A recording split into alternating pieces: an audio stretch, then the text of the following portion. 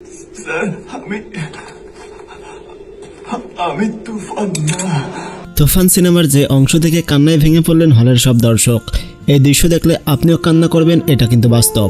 এই ভিডিওতে যতটুকু পারা যায় আপনাদের দেখাবো সেই অংশটুকু, তাই এই ভিডিওতে একটা লাইক করে 2 মিনিট পর্যন্ত আমাদের ভিডিওর সাথেই থাকুন।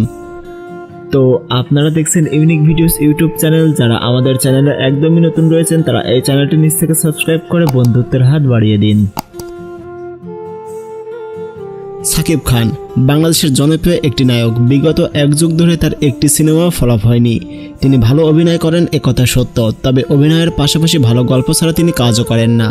বিগত 3টি সিনেমা প্রিয়তমা, রাজকুমার এবং তুফান দর্শকদের মন জয় করার মতো সিনেমা। এই 3টি সিনেমার মধ্যে একটা মিল পাওয়া যায়, সেটা হচ্ছে মর্মান্তিক কোনো হৃদয় স্পর্শী ঘটনা। এই সিনেমাতেও তেমনই একটি হৃদয় স্পর্শী ঘটনা রয়েছে। চলুন সেটার এক অংশ আমরা দেখে আসি। অনেক ভয় পেয়েছি রে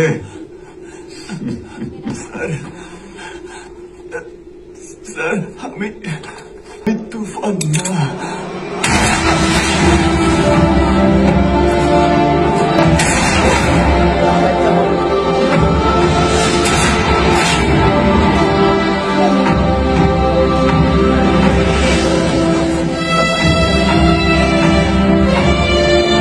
তুফান সিনেমায় মূলত সাকিব খানকে 2টি রোলে দেখা গিয়েছে।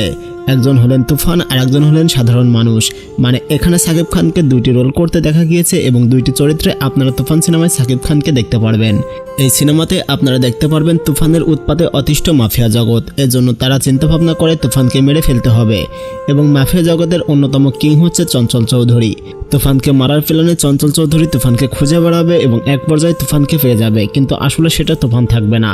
তুফান রূপে সাকিব খানের ডাবল রোলে যে সাধারণ মানুষটি রয়েছে সে থাকবে এবং চঞ্চল চৌধুরী তুফানের জায়গায় ভুলবশত অন্য সাকিবকে গুলি করে, যেটা দেখার পরে আসলে অনেকের হৃদয় ছুঁয়ে গিয়েছিল।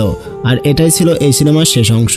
শেষ অংশটুকু আপনার কাছে কেমন লাগলো কমেন্ট করে আমাদেরকে জানান এবং ভিডিওটি ভালো লাগলে ভিডিওতে একটা লাইক করে তুফানের পরবর্তী আপডেট পাওয়ার জন্য চ্যানেলটি সাবস্ক্রাইব করে রাখুন। তাহলে দেখা হচ্ছে পরবর্তী কোনো এক সুন্দর ভিডিওতে। তত সময় ভালো থাকবেন, সুস্থ থাকবেন। আল্লাহ হাফেজ।